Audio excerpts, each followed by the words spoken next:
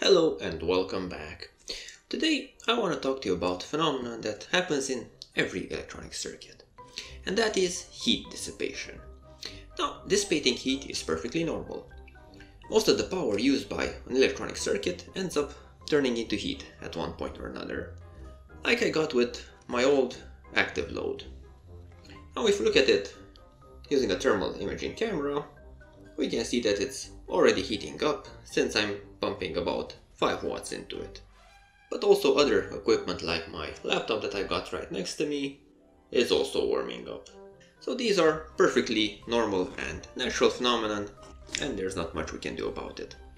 But we need to take them into consideration and make sure that when we're designing a circuit, the circuit will not end up destroying itself. So we need to take into account all this heat that is being dissipated, and we need to design our circuit accordingly. So if you're curious about how to calculate the temperature your circuit will reach during normal operation, how to simulate this and then finally how to measure this, then keep watching.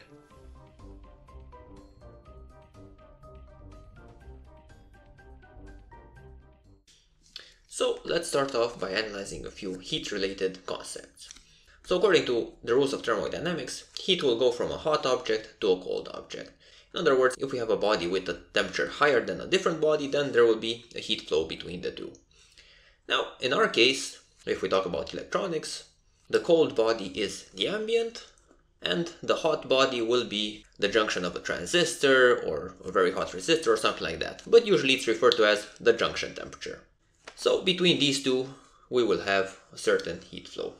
So here are the first few parameters that we need to take into account if we want to make some thermal calculations. First of all, we know the ambient temperature. So the ambient temperature is a parameter that we are aware of. It's either 25 degrees or, depending on the environment we're working in, this can be higher. So this is the first thing that we know and that we will need in our calculations. Secondly, the heat flow is characterized by the power dissipated by our semiconductor or otherwise electronic equipment. So our heat flow will be the electrical power, which in its most basic form can be calculated as the product of the voltage drop times the current. So the next thing that we need to know, and that we're actually interested in, is this junction temperature. Now, as I said, heat will go from the hot object to the cold object. And in a perfect world, nobody will oppose this transfer, so both of these objects will have the same temperature. But in reality, between your ambient and your junction, there are certain elements. If nothing else, then air itself, which will not let heat travel so easily between the two, therefore creating a thermal resistance. This being a parameter that characterizes how a body opposes the rate of heat transfer. Now in practice, we have multiple thermal resistances. Usually our junction is inside of a case, so our transistor has a certain plastic body around it. So we have a certain thermal resistance between the junction and the case, which is usually found in the datasheet, and then we have a certain thermal resistance between the case and the ambient. Now depending on the datasheet, you usually have a junction to case thermal resistance and a junction to ambient thermal resistance, which is the sum of the two thermal resistances. So if we know these two, we can find out the case to ambient thermal resistance. So what does this help us with? Well, this thermal resistance shows us what sort of temperature difference will appear between the hot and the cold surface depending on the transferred amount of heat. So thermal resistance, either written as RTH or R theta, is expressed in Kelvin per watt, which is the same as Celsius per watt, since this is relative temperature. And this will show us how many degrees of temperature difference will appear for each watt of transferred power. So let's take an example. If we look in the datasheet of the BD139 transistor, and we scroll down to look at its thermal parameters, we will see the junction to case thermal resistance and the junction to ambient thermal resistance. So what is this helpful for? Well, let's say we are dissipating a power of 1 watt. So we've built an amplifier with this transistor and the total amount of heat dissipated is 1 watt. what will the temperature of the transistor be? So in any sort of calculation, we will need to add up all the thermal resistances from the junction to the ambient. In this case, if we use no radiators or anything else, then heat will flow from the junction through the case to the ambient, nothing else in between. So only these will be the thermal resistances that we care about. So we can calculate the temperature difference that will appear based on our dissipated power times the junction to ambient thermal resistance. And this temperature difference will be between the junction and the ambient. So for our 1 watt case, we simply multiply 1 by 100, and this gives us 100 degrees temperature difference between the junction and the ambient. So what's the junction's temperature then? Well, the junction's temperature will be the ambient temperature plus whatever temperature difference we obtained. So if our ambient is, let's say, 25 degrees Celsius, we add the 100 degrees and we end up with 125 degrees Celsius. So can we measure this temperature? Well, not really. See, the problem is this is the junction's temperature. This is somewhere inside of the transistor, and we can't really get a temperature probe in there. What we can measure, on the other hand, is the case, so the outer edge of the transistor. So to find out the temperature that we can actually measure, we simply need to see the temperature difference between the junction and the case based on the same dissipated power and the junction to case thermal resistance. So we can find out what the temperature difference will be between the junction and the case based on the same dissipated power, since that's the heat that's going through our system, and the junction case thermal resistance. So this will be 1 times 10, 10 degrees. And we know our junction temperature, we know the temperature difference, so now we can work out that the case temperature should be 115 degrees Celsius. Now when working out such calculations and performing measurements, it's always important to be aware that we can't really measure inside of the transistor or IC. We will only be able to measure outside. So if the outside temperature is close to the maximum junction temperature, then usually you will have a problem.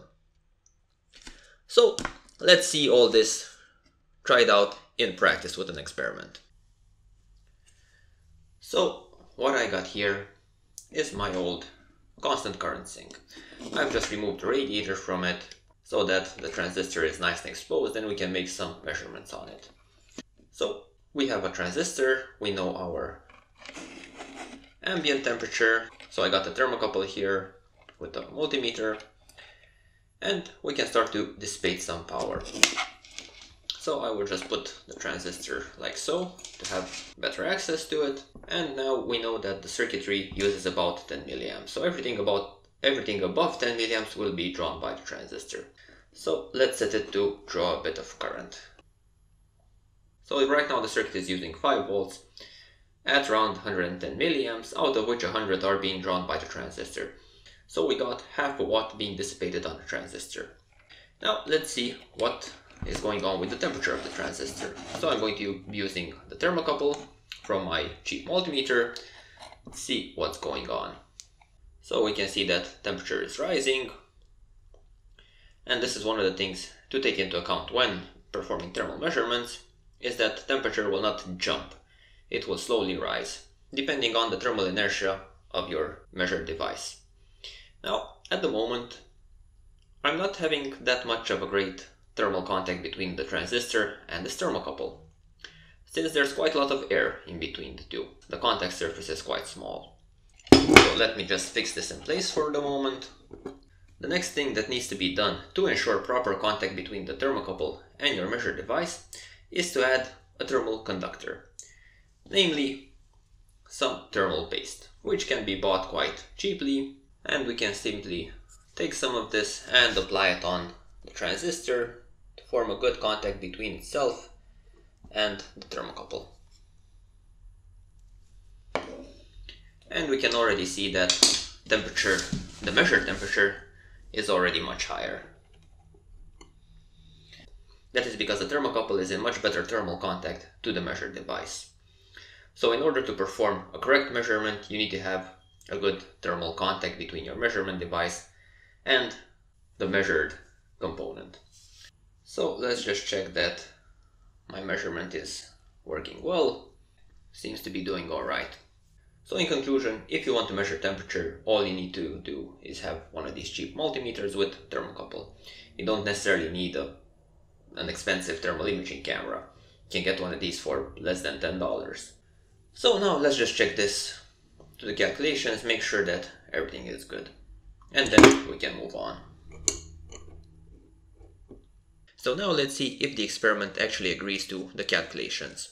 So let's just take our parameters. So we know that our dissipated power was half a watt. We know that our ambient temperature, the one measured with the thermal camera at least, was 25 degrees Celsius, and the case temperature was 69 degrees. So if we use these powers and temperatures and our known thermal resistances, what should we get?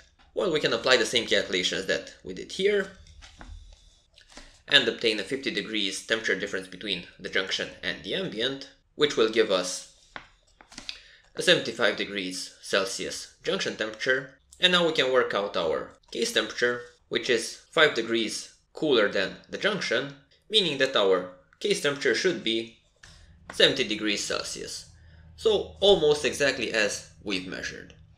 So until now, everything is fine. Only it's not really.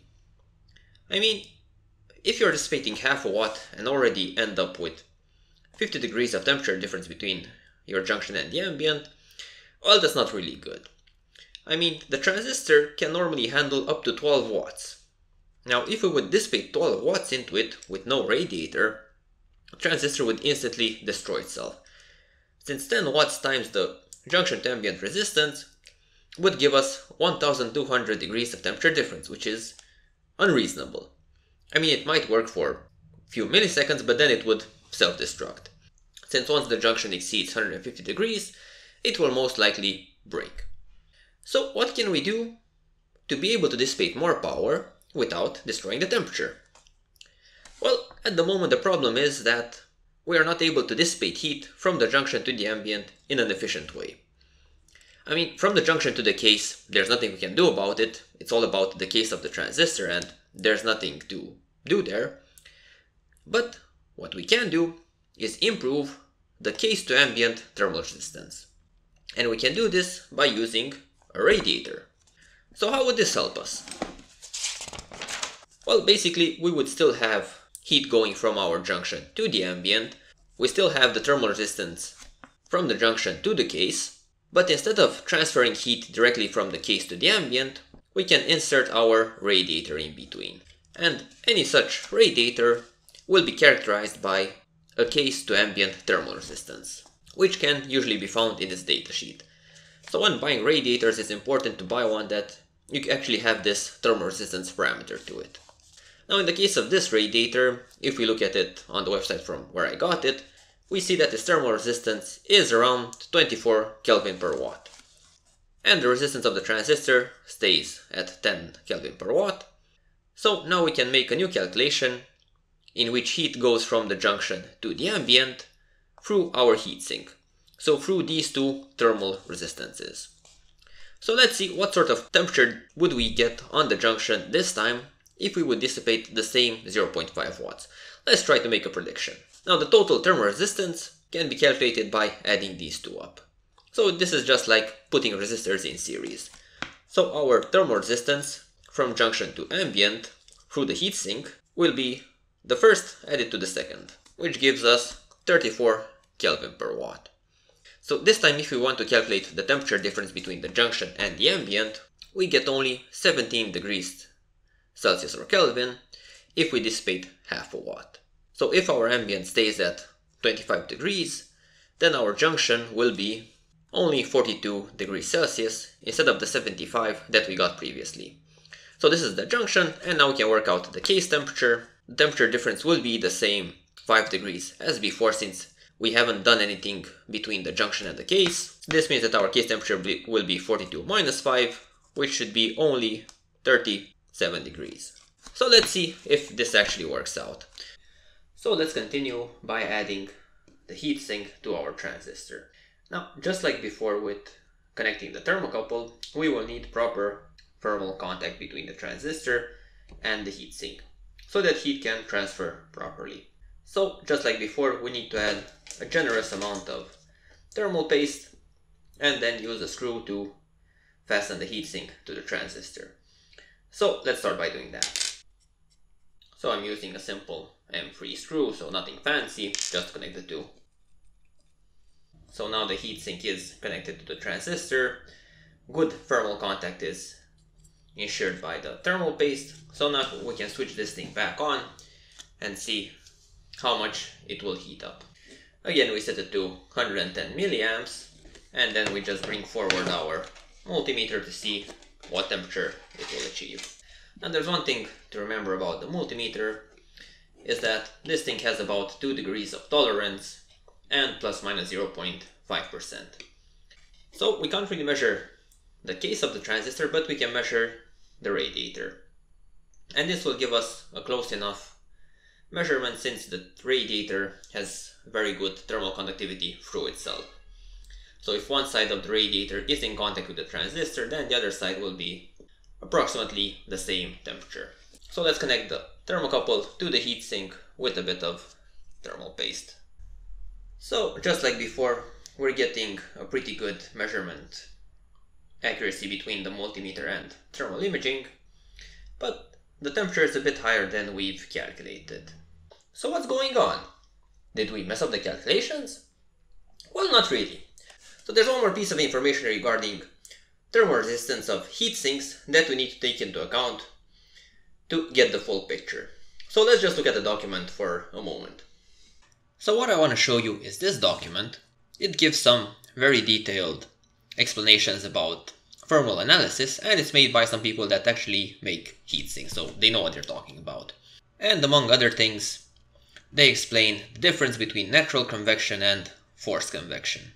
Natural convection being how air flows on itself, so without anybody moving it, and then forced convection is what you get when you add a radiator or something. And especially we can see how big an impact this can have in this graph. So here the thermal resistance of a heatsink is analyzed, of multiple types of heatsinks, so with different numbers of fins, and their thermal resistance is plotted depending on the airspeed. So starting from natural convection, which is around 50 LFM, linear feet per minute, and up to 500 LFM. So we can see that depending on the design, thermal resistance can improve by more than half, or can improve by even a factor of 10.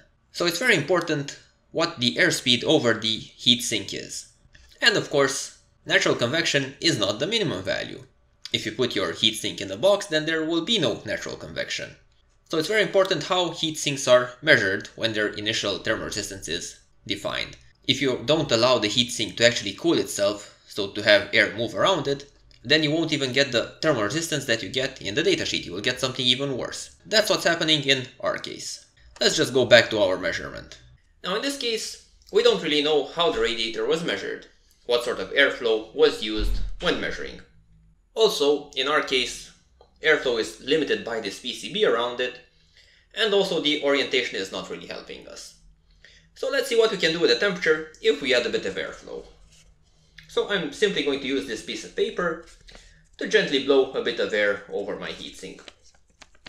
This is what we would call forced convection. Now in practice you will not use your hand to do this, of course. You might use a fan or something like that. And we can already see that temperature is quickly dropping. So depending on the speed of the air, the heatsink is becoming more and more efficient. Therefore, when using heatsinks in practice, or when working with components that heat up, it's always important to remeasure the temperature during normal operation, just to make sure that the thermal resistances used in the calculations agree with the ones found in real life.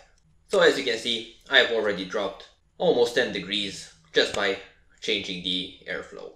Now, there's one more thing to talk about, and that is how to do all of these calculations using the LTspice simulator. So let's have a look at that. So to start things off, we will need a circuit to simulate. So what I got here is a simplified version of the circuit we've been testing today, with our transistor to dissipate some power. So if we run this thing, we can find out the dissipated power by clicking the Alt key and then going over the component we're interested in. and this will plot out 495 milliwatts approximately. So almost the 500 milliwatts that we've been using in our calculations. So what is this helpful for? Well, we can take this dissipated power and create a second circuit, which is not really an electrical circuit, but rather a thermal circuit, and obtain something like this. So what I got here is a voltage source to represent the ambient temperature, so we'll be using volts to represent degrees Celsius, and this voltage source is set to 28 degrees. I'm using a current source to represent the dissipated power, so this formula is exactly the formula that LTspice has given me, and I'm using this to drive the current source. And then thermal resistances are represented by resistors. So the value of the resistor, its resistance, is the thermal resistance that we find in the datasheet. So I got here my dissipated power, junction to case thermal resistance of my BD139, which was 10 Kelvin per watt, and then its case to ambient thermal resistance, which was 90 Kelvin per watt. So now if I check this, I can see that my ambient temperature is 28, so just like my voltage source is setting it. My case temperature is 72.5, and then my junction is 77.5. So we're getting almost exactly the same values that we got in our calculations. Difference is coming from the dissipated power, which is 0.495 watts instead of 0.5 watts. So we're getting an increase in temperature by 49.5 degrees. We've calculated 50, so we're almost there. So what do we do if we want to add more components to this thermal circuit? Well, we can add those by simply replacing these thermal resistances or by adding more of them in series. But before that, there's just one thing I want to point out, and that is it's never recommended to add your formulas to look like this, so to have node values with values given by the simulator. That is because if you make any changes in the simulation, the node names automatically given by the simulator might change. So node 1 might be something somewhere else in the circuit at one point. And that's why it's very important to give the nodes that you're actually using some predefined names, and then use those in other formulas. So before anything else, I will just rename the nodes that I'm interested in base, emitter, and collector, and then continue. So I'll get the formula again generated by LTspice, so I don't want to be bothered to actually write it.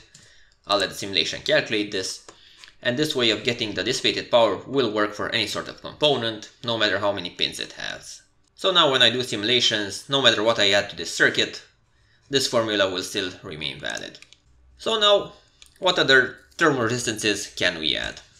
Well, we can add our heatsink, and this was one of the things that I intentionally omitted to make things a bit simpler. When adding a heatsink from the case to the ambient, its thermal resistance should be put in parallel with the case to ambient resistance of the component you're analyzing, since the case is still in contact with the ambient. So part of the heat will be going through the heatsink, part of the heat will be going through the case directly to the ambient. So we'll just call this the resistance of the heatsink. And we can see that this thing will greatly improve our junction temperature. So we've gone down to 42 degrees. So almost exactly what we've calculated. Now there are some more thermal resistances that need to be taken into account. For example, the heatsink is not in perfect contact to the case. So if you're adding a certain thermal grease or maybe a thermal isolator, this will also add a bit of thermal resistance, whose value can be calculated. So if we want to make a very thorough calculation or simulation, this will also need to be included. And basically, this is how you make thermal simulations in LTspice. So, hope you got some useful information out of this. Leave your thoughts in the comments. Thank you for watching. Make sure to subscribe to be up to date with all my latest videos. And see you next time. Bye bye.